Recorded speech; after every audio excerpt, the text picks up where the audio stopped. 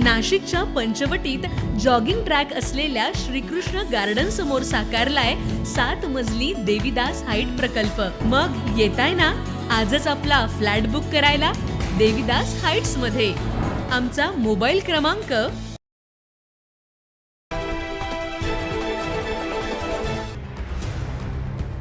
नाशिकचं TCS company प्रकरण दिवसेंदिवस गुंतागुंतीचं बनत चाललंय। या प्रकरणातील मुख्य संशयित निदा खान ने शनिवारी अटकपूर्व जामिनासाठी अर्ज दाखल केला होता। या अर्जावर आज सुनावणी पार पडली। यावेळी पीडितेचे वकील मिलिंद कुरकुटे यांनी देखील जोरदार युक्तिवाद केला। यावेळी त्यांनी आज लेखी म्हणणं मांडलंय। या प्रकरणाची 27 एप्रिलला सुनावणी होणार आहे। मात्र आता निदा खानला पोलीस कधीही अटक करू शकतात। तिला कुठल्याही प्रकारचं प्रोटेक्शन देण्यात आलं नसल्याचं देखील यावेळी त्यांनी सांगितलंय। आरोपीच्या वकिलांतर्फे आज रोजी युक्तिवाद करण्यात आला। आज आम्ही मूळ फिर्यादीतर्फे वकीलपत्र दाखल केलेलं आहे।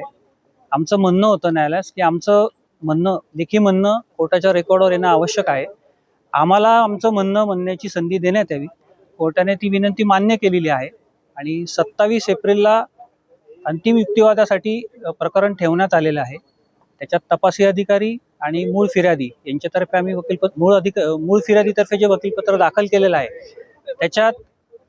त्यामध्ये आमचं लेखी म्हणणं मांडण्यासाठी जी जबाब मुदतीची विनंती केली होती ती मेहरबान कोर्टाने मान्य केली आहे। 27 तारखेला आमचं लेखी म्हणण्यात मांडण्यात येईल।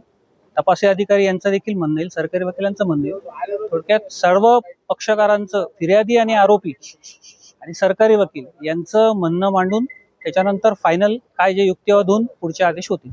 27 एप्रिल पर्यंत आता तरी कुठल्या प्रकारचं इंटरिम प्रोटेक्शन देण्यात आलेलं नाहीये, त्यामुळे अरेस्ट करू शकतात। कुठल्या प्रकारचं प्रोटेक्शन देण्यात आलेलं नाही। आता तिला अटक करू शकतात? हो, करू शकतात। वकिलांनी त्यांच्या सर्टिफिकेट सादर केलं आहे तसं काय नाही। कोर्टात काही नाही दस्तऐवज सादर केलेला आहे, तो युक्तिवाद केलेला आहे, पण त्या संदर्भात माझ्याकडे कुठलं कागदपत्र नसल्यामुळे आता मी काही सांगू शकत नाही।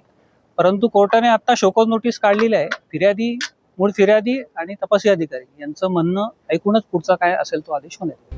त्यामुळे आता 27 एप्रिल रोजी होणाऱ्या सुनावणी आधी निदा खानला नाशिक पोलीस ताब्यात घेणार का, आणखी काही नवीन वळण मिळणार हे बघणं महत्त्वाचं असणार आहे। 9 न्यूज महाराष्ट्र ब्युरो, नाशिक।